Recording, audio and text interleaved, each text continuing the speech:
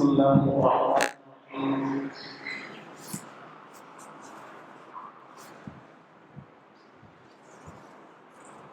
الحمد لله رب العالمين، والصلاة والسلام على سيد الأنبياء والمرسلين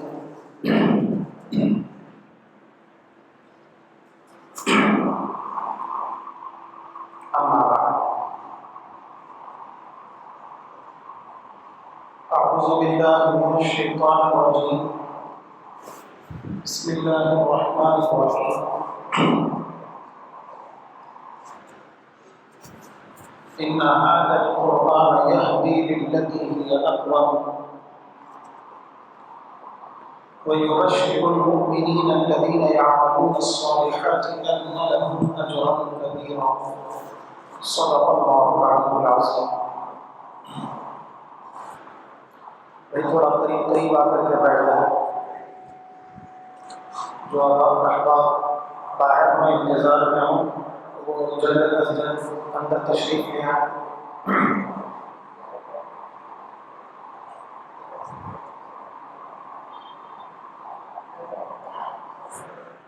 یہ مضمون یہ چل رہا تھا کہ اللہ تبارک و تعالیٰ نے ہم مسلمانوں کو دین کی، ایمان کی، اسلام کی ایک عظیم شان دولت اور نعمت دی.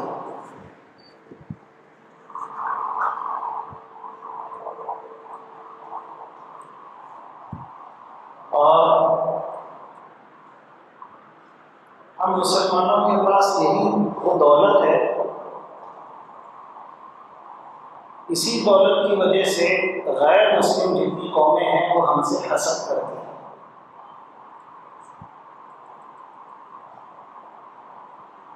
ان قوموں کو تو ہمارا دین سمجھ میں آتا نہیں.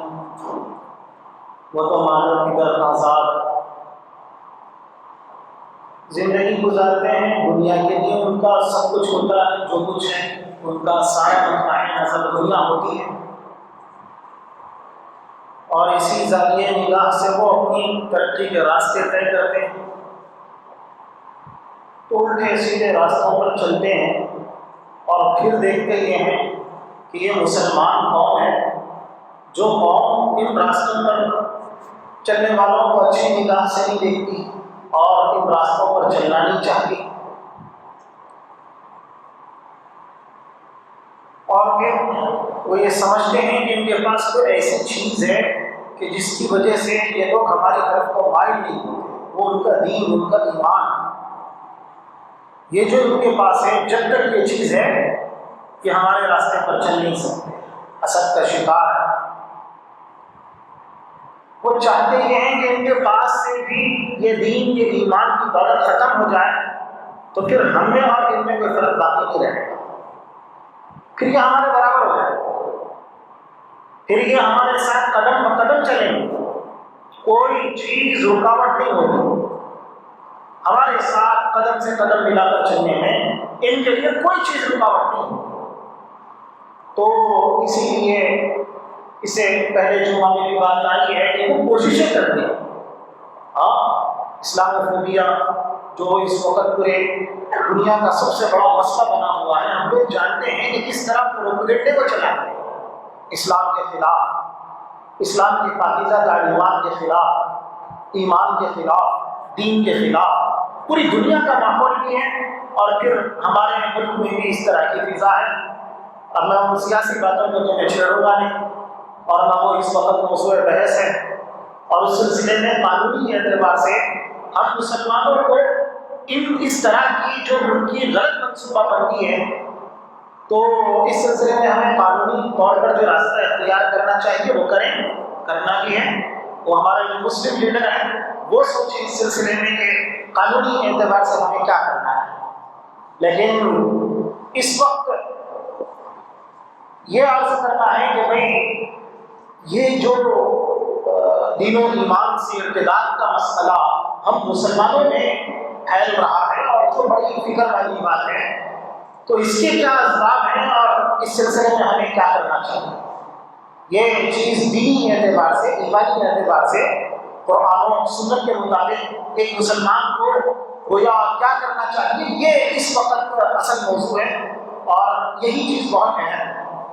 اس سلسلے میں سب سے بڑی چیز بھائی کہ دیکھو، ایک مسلمان کے لیے سب سے بڑی جو چیز ہے وہ اس کا ایمان ہے، اس کا دین ہے۔ ایمانی غیرت، دینی غیرت، یہ آج مسلمانوں سے ختم ہوتی چلی جا رہی ہے۔ سب سے بنیادی وجہ یہ کہ دین و ایمان کی جیسی عظمت، جیسی قدر و منزلت اور جو مقام ایک مسلمان کے دل میں ہونا چاہیے، وہ مقام ختم ہوتا چلا جا رہا ہے۔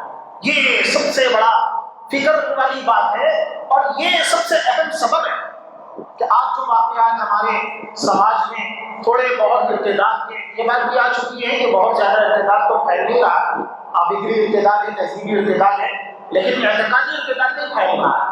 لیکن پھر بھی جو کچھ بھی پھیل رہا ہے، 2-3 واقعات سے، پورے ہندوستان میں 10 واقعات سے ایک واقعہ بھی اگر پیش آ رہا ہے تو کیوں پیش آ رہا ہے؟ ہماری تاریخ تو ایسی ہے کہ ہماری پچھلی تاریخ میں ایک واقعے کے لیے بھی ہم ترستے تھے لیکن ملتا نہیں کہ ہماری اپنی قوم کا کوئی آدمی اپنے دین و ایمان سے منحرف ہو جائے، یہ ہم کو ماضی میں نہیں ملتا تھا۔ تو اب اس طرح کے واقعات کیوں پیش آ رہے ہیں؟ تو اس سلسلے میں سب سے بنیادی جو سبب ہے وہ ہے کہ بھئی ہم اپنے دین کی عظمت کو نہیں جانتے۔ اللہ پاک تو کہتے ہیں ان ھذا القرآن یہدی للتی ہی اقوم، یہ جو قرآن ہے، یہ قرآن تم کو بالکل سیدھا راستہ دکھاتا ہے، ایسا راستہ دکھاتا ہے جو راستہ ہر اعتبار سے احسن ہے۔ اس سے اچھا راستہ کوئی اور نہیں بتا سکتا، کوئی اور نہیں بتا سکتا۔ قرآن تو کہتا ہے یہدی للتی ہی اقوم۔ اب چاہے وہ راستہ عبادت کی لائن سے ہو، عقیدے کی لائن سے ہو، معاملات کی لائن سے ہو، معاشرت کی لائن سے ہو، اخلاق کی لائن سے ہو۔ اب یہ بات ہے کہ یہ چیز جو قرآن کا یہ دعویٰ ہے ان ھذا القرآن یہدی للتی ہی اقوم، تو اب اس بات کو سمجھنے کے لیے تو ہمیں وقت دینا پڑے گا۔ جب تک ہم قرآن کی تعلیمات کو پڑھیں گے نہیں، سمجھیں گے نہیں، قرآن جو راستہ دکھا رہا ہے اس راستے کو نہیں سمجھیں گے، اور دنیا والے جو راستہ دکھاتے ہیں، غیر قومیں جو راستہ دکھاتی ہیں اور غیر قومیں جن راستوں پر چلتی ہیں، ہم اسلامی راستے کا جو راستہ اللہ کے نبی نے، اللہ نے، قرآن نے، حدیث نے، ہمارے دین نے ہم کو جو راستہ بتایا ہے، اس راستے کا حسن و قبح کب پتہ چلے، اس راستے کے اندر کیا حسن موجود ہے اور یہ جو غیر راستے ہیں ان کے کیا قباحت ہے، تو یہ چیز تو ہمیں اسی وقت میں سمجھ میں آئے گی جب کہ ہم دین کے قریب ہوں گے، سمجھنے کی کوشش کریں گے۔ لیکن مسئلہ یہ ہے کہ اب جو ہماری دینی غیرت و ایمانی غیرت و حمیت ہے وہ ختم ہوتی چلی جا رہی ہے اور ہم اس کے لیے تیار نہیں۔ اب اس سلسلے میں بار بار بات آتی ہے کہ بھئی دیکھیے یہ مسجدیں ہماری ہیں، تو ان مسجدوں کا سب سے بڑا کام یہ ہے کہ بھئی ہم جہاں تعلیم کا انتظام کریں، دین کو اگر مسجدوں سے نہیں سمجھیں گے تو اور کہاں سے سمجھیں گے؟ مدرسے ہیں لیکن مدرسوں میں چھوٹے بچے پڑھتے ہیں، بڑی عمر کے بچے نہیں پڑھتے ہیں، بزرگ نہیں پڑھتے، اور امت کے 100% افراد اگر جڑتے ہیں تو وہ مسجدوں سے جڑتے ہیں، مدرسوں سے اگر جڑتے ہیں تو وہ چھوٹے بچے جڑتے ہیں، اور ان کا جو پرسنٹیج ہے وہ 5% سے زیادہ نہیں ہے۔ مسلمانوں میں سے 5% لوگ وہ ہیں جو مدرسوں سے جڑتے ہیں، لیکن جن کو دین ملتا ہے، جن کو ایمان ملتا ہے، جن کو دینی تعلیمات ملتی ہیں تو وہ مسجد سے ملتی ہے یا مکتب سے ملتی ہے۔ آج کل ہمارے یہاں مکاتب کا انتظام بھی نہیں، تو مسجدوں کے اندر گویا دینی تعلیم کا اور دین کو سمجھنے سمجھانے کا انتظام ہونا چاہیے، اور پھر گھروں میں تعلیم کا انتظام ہونا چاہیے۔ آج ہمارے گھروں میں کہاں تعلیم کا انتظام ہے؟ اللہ کے نبی محمد مصطفیٰ صلی اللہ علیہ وسلم کے لائق دین کو سمجھنے اور سمجھانے کی کیا کوشش ہوتی ہے؟ ہم اللہ والوں کے، بزرگوں کے کتنے واقعات اپنے گھروں میں سنتے ہیں، کتنی تعلیم ہوتی ہے؟ جب ظاہر سی بات ہے کہ جب یہ چیز نہیں تو دین کی جو اہمیت ہے، جو عظمت ہے، جو قدر و منزلت ہے، وہ اب ہمارے دماغوں سے ختم ہوتی چلی جا رہی ہے۔ جو اللہ پاک کو کہتے ہیں کہ ان ھذا القرآن یہدی للتی ہی اقوم، لیکن آج ہمارے ذہن یہ قرآن جو راستہ بتا رہا ہے اس راستے کے حسن کو، اس کی اقویت کو سمجھنے سے قاصر ہے۔ ہم لوگ سمجھ نہیں سکتے۔ وجہ اس کی یہ ہے کہ ہمارے پاس جیسا انتظام ہونا چاہیے ویسا انتظام نہیں ہے۔ آج مسجدوں کے اندر تھوڑا بہت جمعہ کے موقع سے سننے سنانے کا جو موقع مل رہا ہے وہ موقع بھی بہت کم لوگوں کو ملتا ہے۔ دیکھیے کہ کتنے افراد ایسے ہیں جو اس موقع سے بھی فائدہ نہیں اٹھاتے، آئیں نماز کے قریب میں آتے ہیں تو دین اگر سمجھنا ہو تو کہاں سمجھیں گے؟ باطل اور دنیا اگر سمجھنا ہو تو آپ کو ٹی وی سمجھاتی ہے، آپ کو کالج سمجھاتا ہے، ہر جگہ کا ماحول آپ کو کیا کرے گا کہ غلط راستے، فاسد راستے، باطل راستے سمجھاتا ہے۔ لیکن اللہ کے نبی کا لایا ہوا نظام، اللہ کے نبی کے لائے ہوئے راستے اگر ہمیں سمجھنا ہو تو کہاں سمجھیں؟ تو یہ سب سے بڑا مسئلہ ہے، سب سے اہم اور سب سے بنیادی مسئلہ یہ ہے کہ دین و ایمان کی عظمت اور اس کا تقدس اور اس کی اہمیت اور اس کو سمجھنے کی جو کوششیں ہونی چاہیے وہ کوششیں نہیں ہیں، اور جو دینی غیرت اور جو ایمانی حمیت ہمارے اندر ہونی چاہیے تھی وہ دینی غیرت اور وہ ایمانی حمیت اب ہم مسلمانوں میں باقی نہیں رہی۔ اب اس کی وجہ سے ہم لوگ جانتے ہیں کہ مسلمان قوم کس راستے پر جا رہی ہے۔ اللہ کے نبی کے لایا ہوا راستہ تو ہماری کھوپڑیوں میں گھستا نہیں، سمجھ میں آتا نہیں، لیکن اب ہم لوگ جو راستہ سنتے ہیں، سمجھتے ہیں، دیکھتے ہیں، جہاں کہیں جاتے ہیں، دفتروں میں، کالجوں میں، یونیورسٹیوں میں، میڈیا پر، ٹی ویوں میں، کمپیوٹر پر، ہر جگہ جو چیز سنتے ہیں وہ چیز ہمارے دماغ میں بیٹھے۔ اسی لیے کیا ہو رہا ہے کہ بے پردگی پھیل رہی ہے، بے حیائی پھیل رہی ہے، آزادانہ طرز زندگی ہم مسلمانوں میں فروغ پا رہا ہے۔ اب بتائیے کہ غیر مسلم کی یہ زبان نہیں ہے کہ میں چاہے یہ کروں، میں چاہے وہ کروں، اس کی ہو تو ہو، اس کی تو یہی زبان ہوگی۔ لیکن آج مسلمانوں میں سے بھی کتنے لوگ ایسے ہیں کہ جن کی یہ زبان ہے کہ ہم اپنی مرضی سے جینا چاہتے ہیں۔ ہاں، میں چاہے یہ کروں، میں چاہے وہ کروں، میری مرضی۔ دنیا میں ہمیں کیا چاہیے کہ یہ والی جو بات ہے کہ آزادانہ طرز زندگی، مادر پدر آزاد جو طرز زندگی ہے، یہ طرز زندگی بھی کہ ایک مسلمان ہونے کے باوجود اتباع سنت کا اہتمام ہے، اللہ کے نبی کی سنتوں کا اہتمام اس کے اندر نہیں پایا جاتا، اور پھر اللہ کے نبی کی تعلیمات کو سننے سنانے کا جیسا اہتمام ہونا چاہیے عظمت کے ساتھ، محبت اور تقدس کے ساتھ، وہ اہتمام نہیں ہے۔ تو ہم مسلمانوں میں آزادانہ طرز زندگی پھیل رہا ہے، اور یہی چیز آگے چل کر کے دین و ایمان سے اور اپنے عقیدے سے برگشتہ ہونے، پھر جانے، مرتد ہونے کا بھی سبب بن رہی ہے۔ الحمدللہ یہ فیصد بہت کم ہے، لیکن 1% بھی اگر ہم مسلمانوں میں یہ 1% لوگ بھی ایسے ہو، اور لڑکوں میں بھی ہے، لڑکیوں میں زیادہ پھیل رہا، لیکن لڑکوں میں بھی پھیل رہا ہے ارتداد، یہ ہے۔ لیکن یہ الگ بات ہے کہ فیصد بہت کم ہے، لیکن یہ جو کم فیصد ہے یہ بھی ہمارے لیے بہت زیادہ لمحہ فکریہ ہے کہ ایسا کیوں ہو رہا ہے کہ ہم مسلمانوں میں سے بازے اپنے گھرانے کی لڑکیاں ایسی ہیں جو مرتد ہو کر کے دوسروں کے ساتھ بھاگ کر کے زندگی گزارنے کا فیصلہ کرتی ہیں۔ تو ہمیں سمجھنا چاہیے، سوچنا چاہیے۔ اور پھر ایک بات تو ایک سبب تو وہی ہے جو اس سے پہلے جمعہ میں آ چکا ہے کہ مخلوط نظام تعلیم، اسکول ہو، کالج ہو، یونیورسٹیاں ہو، اور ہم لوگ ٹیکنیکل چیزیں بھی سیکھنا چاہتے ہیں، انسٹیٹیوٹس میں بھی جاتے ہیں، اسپوکن انگلش سیکھنا چاہتے ہیں، تو ہم جہاں کہیں جاتے ہیں وہاں ہمیں کیا ملتا ہے؟ مخلوط نظام تعلیم۔ ہاں، لڑکے اور لڑکیاں سب مل کر کے پڑھتے ہیں۔ یہ جو مخلوط نظام تعلیم ہے، ہم اپنی لڑکیوں کو بہت آسانی سے مخلوط نظام تعلیم کے حوالے کرتے ہیں۔ یہ بات الگ ہے کہ جو ہے ہم تعلیم کی تو فکر کریں، ہم اپنی قوم کو تعلیمی اعتبار سے پیچھے رکھنا نہیں چاہتے۔ ہم نے کبھی یہ بات نہیں کی کہ ہمیں ڈاکٹروں کی ضرورت نہیں، انجینئروں کی ضرورت نہیں، اعلیٰ گویا یہ جو ٹیکنیشینز ہیں اور ٹیکنیکل جو ہنر ہے اور جو فنون ہے ان سے ہماری قوم کو وابستہ ہونے کی ضرورت نہیں، یہ بات کبھی نہیں کہی گئی ہے۔ ضرورت ہے، لیکن بھائی اس ضرورت کے لیے ہم اپنے طور پر قائم کریں نا، اپنا اسکول الگ قائم کریں جس میں الگ لڑکوں کے لیے تعلیم کا انتظام الگ، لڑکیوں کے لیے تعلیم کا انتظام الگ۔ انسٹیٹیوٹ اگرچہ ایک ہی ہو، اگر الگ ہو تو بہت اچھا ہے، ایک ہی ہو تو ایک ہی انسٹیٹیوٹ میں ہی لڑکوں کے لیے الگ، لڑکیوں کے لیے الگ، یہ تعلیم کا جب تک ہم نظام قائم نہیں کریں گے، اور ایسے اسکول، اور اللہ کا فضل و کرم ہے علماء کی طرف سے، بڑوں کی طرف سے بات چلائے جانے کے نتیجے میں ایسے اسکولس اور کالجز تو پھر بھی ہمیں کہیں کہیں نظر آتے ہیں، تعداد بہت کم ہے، جتنی ہونی چاہیے اتنی نہیں ہے۔ آج تو ہمارے پاس اپنے شہر میں میڈیکل کالج بھی ہے لڑکیوں کے لیے بالکل سپریٹ، یہ بھی ہے، اللہ کا کرم ہے، اللہ کا فضل ہے۔ لیکن پھر بھی ہم مسلمانوں کی شکایت یہ ہوتی ہے کہ بھائی یہ جو الگ لڑکیوں کے تعلیمی ادارے ہیں ان میں تعلیم ویسی نہیں ہوتی۔ ہم اپنی لڑکی کو اعلیٰ سے اعلیٰ تعلیم دلانا چاہتے ہیں، اس لیے ہم لوگ اس طرح کے اداروں میں اپنی لڑکیوں کو بھیجنے کے لیے تیار نہیں ہے۔ تو بھائی اب یہ کہ ان اداروں کی تعلیم کو بہتر بنانے کے لیے کون آگے بڑھے گا؟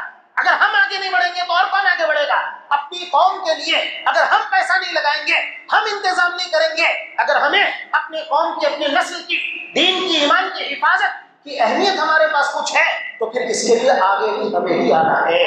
اگر ہم آگے نہیں آئیں گے، ہم ایسے اسکولز اور ایسے کالجز قائم نہیں کریں گے اور اس کے اندر تعلیمی کارکردگی اگر کچھ کمزور ہو تو اس کو معیاری بنانے کی فکر اگر ہم نہیں کریں گے تو ظاہر سی بات ہے کہ دوسروں سے امیدیں وابستہ کرنا، کوئی اور یہ کام کرے تو کیوں کرے گا؟ جب ہم اپنی قوم کے لیے کام کرنے کے لیے تیار نہیں تو یہ ایک سبب ہے۔ اور پھر اس کے علاوہ ہمارے گھروں میں، شادی خانوں میں تو مخلوط جو ماحول ہے وہ تو ہے ہی ہے، تو اس ماحول کو ختم کرنے کی ضرورت ہے، یہ سب سے اہم چیز ہے۔ اور پھر ایک انتہائی اہم سبب ہے، ایک انتہائی اہم سبب کیا ہے؟ ارتداد جو پھیل رہا ہے اس کا۔ ہماری جو موجودہ شادیاں ہیں وہ شادیاں کہ کتنی مہنگی شادیاں ہیں، اور شادیوں میں کیسے رسوم ہیں، کیسے رسومات ہیں، ہاں جہیز کی لعنت ہے۔ ہم لوگ کبھی کسی غریب لڑکی سے شادی کرنے کے لیے آگے نہیں بڑھتے، خود غریب ہوں گے لیکن چاہیں گے کیا کہ بعض آپ کا آج یہ ماحول سامنے آ رہا ہے جیسے کہ منڈی لگی ہوئی ہو، اس منڈی میں بکروں کو لے کر کے بیچنے کے لیے جیسے آ جاتے ہیں، یہ مناظر دیکھنے کو مل رہا ہے کہ ماں باپ اپنے بچوں کو لے کر کے منڈی میں اپنے بچوں کا سودا کرنے کے لیے آ رہا ہے، ایسے ایسے مناظر بھی دیکھنے کو مل رہا ہے، اور ماں باپ کی نیند حرام ہو جاتی ہے اگر وہ یہ سوچ لیتے ہیں کہ میرا لڑکا کسی شریف غریب لڑکی سے شادی کرنے کے لیے آگے بڑھ رہا ہے۔ ہاں اکثر و بیشتر لوگوں کی یہ حالت ہے، اللہ ماشاءاللہ آج بھی غیرت جاگ رہی ہے، آج بھی حمیت ہے، آج بھی کچھ لوگ ہیں، لیکن میرے دوستو ہم میں سے ہر ایک خود اپنے گریبان میں جھانک کر کے دیکھے کہ میرا لڑکا، میرا بھائی اگر کسی دیندار شریف غریب لڑکی کو بیاہ کر کے اپنے گھر لاتا ہے تو کیا میں تیار ہوتا ہوں؟ کیا میں اس کے سپورٹ میں کھڑا ہوتا ہوں؟ کیا میں اس کی حمایت میں کھڑا ہوتا ہوں؟ یہ بات سوچنے کی ہے۔ ظاہر سی بات ہے کہ اب اگر غیروں کے ساتھ بھاگتی ہیں تو ہم لوگ کیا کرتے ہیں؟ فوٹوز لیتے ہیں اور نوجوان جمع ہو کر کے گویا وہ جو سامنے والا لڑکا ہے اس میں ایک دو ہاتھ بھی لگا دیتے ہیں اور پھر سوشل میڈیا پہ اس کو پھیلا کر کے سمجھتے ہیں کہ ہم نے بہت بڑی پہلوانی کا کام کیا ہے، کہ ہم نے کیا کیا کہ ہماری اپنی لڑکی کو ہم نے روک لیا۔ ارے بھائی یہ تو کرنا ہے، جو کرنا ہے وہ تو کرنا ہے، لیکن اصل چیز کیا ہے، اصل سبب کیا ہے کہ اگر اس لڑکی کو ماحول، اب دیکھیے بعض گھرانوں سے یہ معلوم ہوا، بعض ایسے واقعات پیش آئے کہ مرتد ہو جانے کے بعد مسلمان لڑکی مرتد ہو گئی تو علماء اور جاننے والے کچھ ہمدرد اور خیر خواہ لوگ ماں باپ کے پاس پہنچ کے کہہ رہے ہیں کہ دیکھو آپ کی لڑکی بھاگ گئی ہے غیروں کے ساتھ، ہاں تو آپ فکر کریں واپس لانے کی۔ تو ماں باپ کیا کہہ رہے ہیں؟ مسلمان ماں باپ کیا کہہ رہے ہیں؟ کیا کہہ رہے ہیں؟ یہ کہہ رہے ہیں دیکھو بھائی ہماری لڑکی بھاگی ہے غیر مسلم کے ساتھ لیکن ہمیں 1 روپیے کا بھی خرچ نہیں آیا۔ اگر ہم کسی مسلمان گھرانے میں اپنی بچی کی شادی کریں گے تو 5 لاکھ کا 10 لاکھ کا انتظام کرنا ہے، آپ لا کے دو 5 لاکھ 10 لاکھ، ہم اپنی لڑکی کو واپس بلا لیں گے۔ بتائیے کیا جواب ہے؟ ہماری قوم کے پاس اس کا کیا جواب ہے؟ ظاہر سی بات ہے کہ بھئی باپ ہے جو اپنی پوری عمر کھپا کر کے لگا کر کے وہ یہ چاہتا ہے کہ میں میری بچی کو دلہن بنتے ہوئے دیکھو، ہاں وہ خون پسینے کی کمائی سے کماتا ہے، اور اگر کچھ لڑکیاں اس کی زیادہ ہو تو پھر تو وہ عاجز آ جاتا ہے، عاجز آ کر کے اپنی بچی کو یہ کہنے پر مجبور ہو جاتا ہے کہ بیٹی اب تو اپنے رشتے کے لیے جو کر سکتی ہے خود کر، میرے رس سے باہر ہو گیا، میں تجھے دلہن بنانے کا جو خواب دیکھ رہا ہوں وہ خواب میری زندگی میں پورا ہوگا یا نہیں ہوگا یہ مجھے نہیں معلوم۔ کتنے باپ ایسے ہیں، جا کر کے ان کے دلوں سے پوچھئے تو وہ بتائیں گے، لیکن اب اس کی جو اصل سبب ہے، اس کی جو اصل وجہ ہے وہ یہ ہے کہ آج شادی تو دور کی بات ہے، شادی سے پہلے جو ایسے لوگ بھی ہم مسلمانوں میں ملیں گے کہ رسم کے اندر 5 کروڑ روپیہ خرچ کر دیتے ہیں، اور شادی میں کتنا خرچ کیا ہوگا تو بات الگ ہے۔ اتنی مہنگی ہماری شادیاں ہو گئی، اتنی مہنگی۔ اب ظاہر سی بات ہے کہ اس ماحول کے اندر اگر ہماری لڑکی غیر مسلم کے ساتھ اگر نہیں بھاگے گی تو کیوں نہیں بھاگے گی بات کہ آج اور اس نوجوان کو کیا حق پہنچتا ہے جو اپنی بہن کا رونا روتا ہے، اس کی دینی غیرت تو مر گئی، وہ تو مردہ بنا ہوا ہے، مردہ بنا ہوا ہے، اور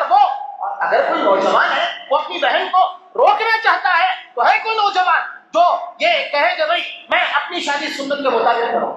ظاہر سی بات ہے اگر آپ کو مردانگی دکھانا ہو تو مردانگی اس طرح دکھانی چاہیے کہ میں اللہ کے نبی کا غلام، میں شادی کروں گا تو اللہ کے نبی کے طریقے کے مطابق انتہائی سادہ سنت کے مطابق شادی کر کے دکھاؤں گا. جب تک ہم یہ کام کرنے کے لیے اور یہ عملی قدم اٹھانے کے لیے تیار نہیں تو ہمیں رونے کا کہاں سے حق حاصل ہو گیا کہ ہم نان مسلم، ہماری بہن اگر نان مسلموں کے ساتھ بھاگتی ہو تو بھاگنے پر ہم معاملہ کیوں مچاتے ہیں؟ ہم نے کیا فکر کی، ہم نے کیا خیال کیا اس خاتون کا اور اس لڑکی کا جو ہمارے سماج کو چھوڑ کر کے دوسرے سماج میں جانے کے لیے تیار ہو گئی؟ تو اس کی اپنی مجبوریاں بھی تو ہے، ان مجبوریوں کی طرف بھی. اور آج کل ایک پروفیسر صاحب ہیں، ان کا واقعہ ہے، وہ کیا کہتے ہیں معلوم کہ ایک اچھی خاصی پڑھی لکھی لڑکی، بڑی دینی مزاج بھی رکھتی تھی، دینی ماحول بھی اور سنجیدہ مزاج، اچھی مزاجی لڑکی ہے، اس کے بارے میں میرے کو معلوم ہوا کہ وہ کیا ہوگی نان مسلم کے ساتھ بھاگ گئی شادی کر کے. بہت قلق ہوا، بہت افسوس ہوا. میں نے کال کیا، معلوم کیا کہ تم سے تو یہ امید نہیں تھی، تم کیسے بھاگ گئی؟ ہاں تم نے کیسے نان مسلم کے ساتھ کیسے رشتہ کر لیا؟ اور تم تو بڑی پڑھی لکھی تھی اور تمہاری سمجھ، تمہاری فہم، تمہاری عقل، تمہاری فراست، تمہاری ذہانت تو ضرب المثل تھی. ہم لوگ مثالیں دیا کرتے تھے کلاس میں تمہاری، اور تم سے تو کم از کم یہ امید نہیں تھی. تو اس لڑکی نے جو جواب دیا وہ جواب سننے کے قابل ہے. اس لڑکی نے کیا کہا بتائیے ماسٹر جی؟ ہاں آپ تو مجھے جانتے ہیں، میں کوئی چال کی بری نہیں تھی، میں نے بہت مجاہدہ کیا، بہت محنت سے میں نے پڑھائی کی اور میری روش بھی کوئی خراب نہیں تھی کالج کے اندر. اور یہ جو مجھے آپ نے دیکھا ہے کبھی میں نے غلط راستہ اختیار نہیں کیا. لیکن اب بتائیے کہ اللہ پاک نے مجھے کوئی شکل و صورت بہت زیادہ خوبصورت بھی نہیں دی، اللہ کا فضل ہے، ماشاءاللہ سولے رہتی ہوں اور قد بھی تھوڑا سا میرا پست ہے، قد بھی بہتر ہی ہے لیکن تھوڑا سا پست ہے. لیکن اب میں کیا کروں؟ اس میں میرا کیا قصور ہے کہ میرے پاس 25-30 رشتے آئے، میرے ماں باپ نے ان کے لیے چائے کا انتظام کیا، کھانے کا انتظام کیا، پانی کا انتظام کیا، اور آ کر کے ہر رشتہ میرے اندر کچھ کمی بیشی نکالتا رہا، نکال کر کے وہ چلا گیا. اب میرے دل کی آپ پوچھیے کہ میرا سماج مجھے اپنانے کے لیے تیار نہیں تو میں اگر یہ قدم نہ اٹھاؤں تو کیا کروں؟ کہ میری عمر شادی سے بہت زیادہ آگے کو بڑھ گئی، میرے اپنے بھی تو جذبات ہیں، جب میرا سماج مجھے اپنانے کے لیے تیار نہیں تو مجھے مجبوراً یہ راستہ اختیار کرنا پڑا.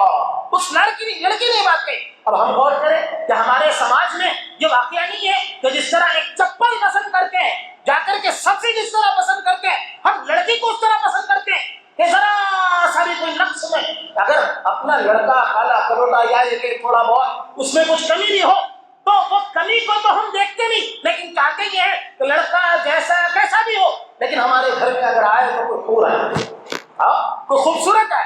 اللہ پاک نے ہر طرح کی لڑکیوں کو پیدا کیا، سب اگر خوبصورتی کے پیچھے بھاگیں گے تو ظاہر سی بات ہے کہ جن کا کلر اللہ پاک نے کچھ کم کیا ہے، اور کلر ایسی کون سی چیز ہے؟